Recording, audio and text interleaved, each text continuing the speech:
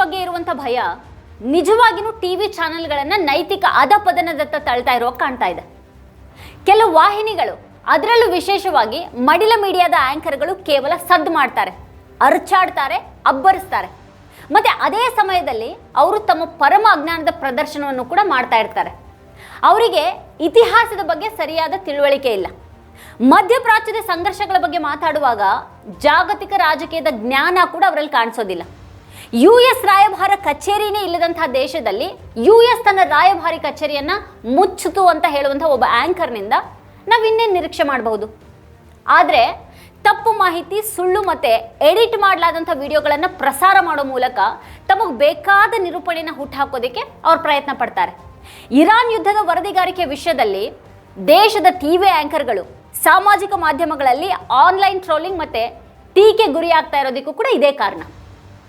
TV ಚರ್ಚೆಗಳು ಮತ್ತು breaking ನ್ಯೂಸ್ಗಳಲ್ಲಿ ವಿವಿಧ ದೃಶ್ಯಗಳನ್ನು ಈ ಯುದ್ಧದ ದೃಶ್ಯಗಳು ಅಂತ ತೋರಿಸಲಾಗ್ತಾ ಇದೆ. ಅವುಗಳ ಬಗ್ಗೆ ಪ್ರಶ್ನೆಗಳೆದ್ದಿದ್ದು ಪರಿಶೀಲನೆ ನಂತರ ಅವುಗಳ ಅಸಲಿಯತೆ ಏನು ಅನ್ನೋದು ಬಯಲಾಗ್ತಾ ಇದೆ. ಇಲ್ಲದ ರಾಯಭಾರ ಕಚೇರಿಯ ಬಗ್ಗೆ ಮಾತನಾಡಲಾಗುತ್ತೆ. ಬಾಲಿವುಡ್ ನಟನೊಬ್ಬ ಜೀವಂತವಾಗಿದ್ದಾಗಲೇ ಅದೇ ಆ್ಯಂಕರ್ ಶ್ರದ್ಧಾಂಜಲಿ ಸಲ್ಲಿಸೋ ಮಟ್ಟಕ್ಕೂ ಕೂಡ ಹೋಗ್ತಾರೆ.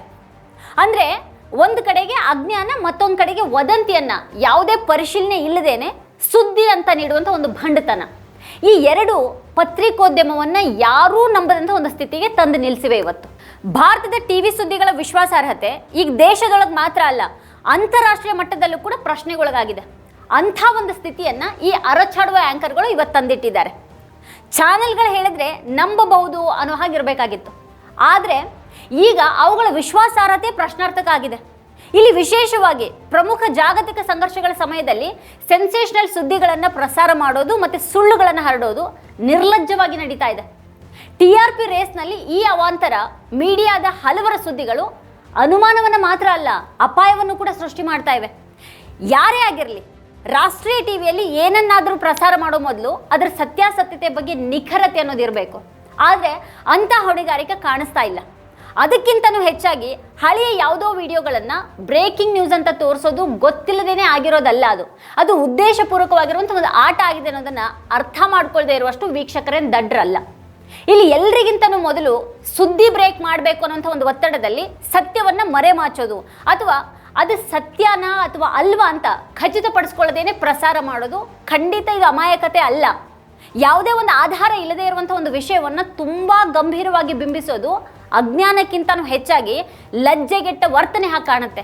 ಯಾಕಂತಂದರೆ ಅದೊಂದು ಅಜೆಂಡಾ ಇರುವಂಥ ಒಂದು ಕೆಲಸ ಅನ್ನೋದು ರಹಸ್ಯವಾಗಿ ಉಳ್ಕೊಂಡಿಲ್ಲ. ಈಗ ವಿಪಕ್ಷಗಳ ವಿರುದ್ಧ BJP ಕೂಡ ನಾಚ್ ಹೋಗುವಷ್ಟರ ಮಟ್ಟಿಗೆ ಇಲ್ಲಿನ ಮಡಿಲ ಮೀಡಿಯಾ ಆ್ಯಂಕರ್ಗಳು ಮುಗಿ ಬೀಳೋದು ದಿನನಿತ್ಯನೂ ಕಾಣುವಂಥ ಸಂಗತಿಯಾಗಿದೆ. ಈ ಮಡಿಲ ಮೀಡಿಯಾದ ಒಬ್ಬ ಆ್ಯಂಕರ್ ಇದೇ ಸಮಯದಲ್ಲಿ ವಿರೋಧ ಪಕ್ಷಗಳು ವದಂತಿಗಳನ್ನು ಹರಡಬಾರ್ದು ಅಂತ ಹೇಳ್ತಾರೆ. ಆದರೆ ತಾವೇ ಸುಳ್ಳು ಮತ್ತು ವದಂತಿಗಳನ್ನು ಸುದ್ದಿಯ ಹೆಸರಲ್ಲಿ ಹರಡ್ತಾರೆ. ಇದು ವಿಪರ್ಯಾಸ ಅಲ್ವಾ?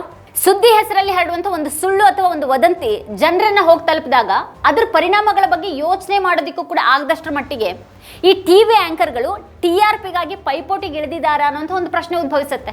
ಸಾಮಾಜಿಕ ಮಾಧ್ಯಮಗಳ ಯುಗದಲ್ಲಿ ಸಣ್ಣ ದೋಷ ಕೂಡ ಬಹಳ ಬೇಗನೆ ವೈರಲ್ ಆಗಿಬಿಡುತ್ತೆ. ಸುಳ್ಳು ಇನ್ನೂ ಕೂಡ ವೇಗವಾಗಿ ಹರಡುತ್ತೆ. ಇದು ಸತ್ಯದ ಹತ್ಯೆ ಮಾಡುತ್ತೆ. ಆದರೂ ತಡವಾಗಿ ಆದರೂ ಕೂಡ ಸತ್ಯ ಹೊರಗೆ ಬರುತ್ತೆ. ಅದು ಈ ಸುಳ್ಳುಗಳನ್ನು ಬಯಲು ಮಾಡಿ ಸುಳ್ಳುಗಾರರನ್ನು ಮುಖ ಮುಚ್ಚೋ ಹಾಗೆ ಮಾಡುತ್ತೆ. ಆದರೆ ಅದರ ಅಂತಿಮ ಪರಿಣಾಮ ಪತ್ರಿಕೋದ್ಯಮದ ವಿಶ್ವಾಸಾರ್ಹತೆಯನ್ನೇ ನಾಶ ಮಾಡುತ್ತೆ. ಈ ಮಡಿಲ ಮೀಡಿಯಾದ ಆ್ಯಂಕರ್ಗಳು ಸ್ಪಷ್ಟವಾಗಿ ಕಾಂಗ್ರೆಸ್ ವಿರುದ್ಧ ಅನ್ನೋದು ಜಗಜ್ಜಾಹೀರಾಗಿದೆ. ಡಿಬೇಟ್ಗಳಲ್ಲಿ ಕಾಂಗ್ರೆಸ್ ಮತ್ತು BJPಯ ವಕ್ತಾರರನ್ನು ಆಹ್ವಾನಿಸಿದ್ರು ಕೂಡ ಅವರಿಗೆ ಸಮಾನ ಅವಕಾಶವನ್ನು ನೀಡದೇನೆ ತಾವೇ BJP ಪರವಾಗಿ ಮಾತಾಡ್ತಾರೆ. ಹಾಗಾದರೆ ಈ BJP ವಕ್ತಾರರನ್ನು ಕರೆಯುವಂಥ ಅಗತ್ಯ ಆದರೂ ಏನಿದೆ? ಆ್ಯಂಕರ್ ತಾನೇ ಅಲ್ಲಿ ಒಂದು ಪಕ್ಷದ ಪರವಾಗಿ ಮಾತನಾಡೋದಾದರೆ ಇದು ಯಾವ ರೀತಿಯ ಟಿವಿ ಚರ್ಚೆ ಆಗುತ್ತೆ? ಯುದ್ಧದ ಪರಿಣಾಮವಾಗಿ ದೇಶದಲ್ಲಿ ಗ್ಯಾಸ್ ಸಿಲಿಂಡರ್ ಸಮಸ್ಯೆ ಕಾಣಿಸ್ಕೊಂಡ್ರೂ ಕೂಡ ಆ ಒಂದು ಸತ್ಯವನ್ನು ಒಪ್ಕೊಳ್ಳೋದಕ್ಕೆ ಇಲ್ಲಿನ ಮಡಿಲ ಮೀಡಿಯಾದ ಆ್ಯಂಕರ್ಗಳು ರೆಡಿ ಇಲ್ಲ. ಜನರನ್ನೇ ವಿರೋಧಿಗಳು ಅನ್ನೋ ಹಾಗೆ ನೋಡುವಂಥ ಈ ಒಂದು ಮನೋಭಾವನೆ ಅಪಾಯಕಾರಿ. ಸತ್ಯ ಹೇಳೋದಕ್ಕೂ ಕೂಡ ಇವತ್ತು ಭಯ ಪಡುವಂಥ ಒಂದು ಸ್ಥಿತಿ ಕಾಣಿಸ್ತಾ ಇದೆ. ವದಂತಿಗಳನ್ನು ಹರಡಬಾರ್ದು ಅಂತ ಉಪದೇಶ ಮಾಡೋರೇನೆ ತಮ್ಮ ಚಾನೆಲ್ಗಳ ಮೂಲಕ ವದಂತಿಗಳನ್ನು ಹರಡೋದು ವಿಪರ್ಯಾಸ. ಇದು ಮೂಲಗಳ ಪ್ರಕಾರ ಅಂತ ಹೇಳ್ತಾ ತಮ್ಮದೇ ಸುಳ್ಳು ಕಥೆಗಳನ್ನು ಹರಡೋದು ಒಂದು ದುಷ್ಟ ಚಾಳಿ ಆಗ್ಬಿಟ್ಟಿದೆ. ಇದು ಈ ಬಿಕ್ಕಟ್ಟಿನ ಸಮಯದಲ್ಲಿ ದೇಶವನ್ನು ದಾರಿ ತಪ್ಪಿಸುವಲ್ಲಿ ಅವ್ರಿಗೆ ಹೆಚ್ಚು ಆಸಕ್ತಿ ಇರೋ ಹಾಗೆ ಕಾಣಿಸ್ತಾ ಇದೆ. ಇಲ್ಲಿನ ಮಾಧ್ಯಮಗಳು ಸತ್ಯವನ್ನು ಹೇಳದೇ ಇದ್ರೆ ಬೇರೆ ಕಡೆಯಿಂದ ಇರುವಂಥ ಮಾಧ್ಯಮಗಳು ಅದನ್ನು ಹೇಳ್ತವೆ. ಇಲ್ಲೊಂದು ಸ್ಪಷ್ಟ ಪಕ್ಷಪಾತ ಇದೆ. ಈ ಮಡಿಲ ಮೀಡಿಯಾ ಬಿಜೆಪಿಯ ಭಾಗನೇ ಅನ್ನೋ ಹಾಗೆ ಅದರ ಪರವಾಗಿ ನಿಂತ್ಕೊಂಡು ಬಿಟ್ಟಿದೆ ಇವತ್ತು. ಹೀಗಾಗಿ ಜನಪರ ಕಾಳಜಿ ಅನ್ನೋದು ಅಲ್ಲಿ ಕಾಣಿಸ್ತಾ ಇಲ್ಲ. ಜನರ ಸಮಸ್ಯೆಗಳು ಸಮಸ್ಯೆಗಳಾಗಿ ಅವುಗಳಿಗೆ ಕಾಣಿಸ್ತಾ ಇಲ್ಲ. ಜನರು ಗ್ಯಾಸ್ ಸಿಲಿಂಡರ್ ಕೊರತೆಯಿಂದಾಗಿ ಊಟದ ಬಗ್ಗೆ ಚಿಂತೆ ಮಾಡ್ತಾ ಇದ್ದಾರೆ. ಇವರಿಗೆ ವಿಪಕ್ಷದ ಅವಿಶ್ವಾಸ ನಿರ್ಣಯನೇ ಇಲ್ಲಿ ಮುಖ್ಯ ಆಗ್ತಾ ಇದೆ. ಪ್ರತಿದಿನ ಪ್ರೈಮ್ ಟೈಮ್ ಚರ್ಚೆಗಳಲ್ಲಿ ಒಂದು ಪಕ್ಷ ಅಥವಾ ಒಂದು ಧರ್ಮವನ್ನು ಪ್ರತಿಪಾದಿಸುವಂಥ ಒಂದು ಕೆಟ್ಟ ಪ್ರವೃತ್ತಿ ಬೆಳೀತಾ ಇದೆ. ಇದು ದೇಶದಲ್ಲಿ ದ್ವೇಷವನ್ನು ಮತ್ತಷ್ಟು ಹೆಚ್ಚು ಮಾಡುತ್ತೆ. ಹಣದುಬ್ಬರ, ನಿರುದ್ಯೋಗ ಮತ್ತು ಶಿಕ್ಷಣದಂಥ ಪ್ರಮುಖ ವಿಷಯಗಳ ಬಗ್ಗೆ ಯಾಕೆ ಚರ್ಚೆ ನಡೆಯೋದಿಲ್ಲ ಅನ್ನುವಂಥದ್ದು ದೊಡ್ಡ ಪ್ರಶ್ನೆ ಇದೆ. ಈಗ ವಿಶ್ವಾಸಾರ್ಹತೆ, ಹೊಣೆಗಾರಿಕೆ ಮತ್ತು ಸುದ್ದಿ ಚಾನೆಲ್ಗಳ ನೈತಿಕ ಚಿತ್ರಣದ ಬಗ್ಗೆ ಗಂಭೀರ ಪ್ರಶ್ನೆಗಳು ಹೇಳ್ತಾ ಇವೆ. ರೇಟಿಂಗ್ಗಳ ಹಿಂದೆ ಬಿದ್ದುಬಿಟ್ಟು ಸತ್ಯವನ್ನು ಕಡೆಗಣಿಸಿ ಸುಳ್ಳುಗಳನ್ನು ಪ್ರಸಾರ ಮಾಡೋರು ಅಂತಿಮವಾಗಿ ಜಾಗತಿಕ ವೇದಿಕೆಯಲ್ಲಿ ಭಾರತೀಯ ಪತ್ರಿಕೋದ್ಯಮದ ಹೆಸರಿಗೆ ಮಸಿ ಬಳಿಯುವಂಥ ಒಂದು ಕೆಲಸ ಮಾಡ್ತಾ ಇದ್ದಾರೆ ಇವತ್ತು. ವೀಕ್ಷಕರ ಕುರಿತು ನಿಮ್ಗೆ ಏನು ಅನ್ಸುತ್ತೆ, ಏನು ಅಭಿಪ್ರಾಯ ಇದೆ ಅದನ್ನು ವಿಡಿಯೋ ಕೆಳಗಡೆ ಕಮೆಂಟ್ ಮಾಡಿ ನಮಗೆ ತಿಳಿಸಿ. ಇದೇ ಹೊತ್ತಿನ ಸ್ಪೆಷಲ್. ನೋಡ್ತಾ ಇರಿ ವಾರ್ತಾಭಾರತಿ. ನೀವಿನ್ನು ವಾರ್ತಾಭಾರತಿ ಯೂಟ್ಯೂಬ್ ಚಾನೆಲನ್ನು ಸಬ್ಸ್ಕ್ರೈಬ್ ಮಾಡಿಲ್ಲ ಅನ್ನೋದಾದರೆ ಈ ಕೂಡಲೇ ಸಬ್ಸ್ಕ್ರೈಬ್ ಮಾಡಿ, ಹಾಗೆ ಪಕ್ಕದಲ್ಲೇ ಇರುವಂಥ ಬೆಲ್ ಐಕಾನ್ನ ಪ್ರೆಸ್ ಮಾಡಿ ನಮ್ಮನ್ನು ಪ್ರೋತ್ಸಾಹಿಸಿ.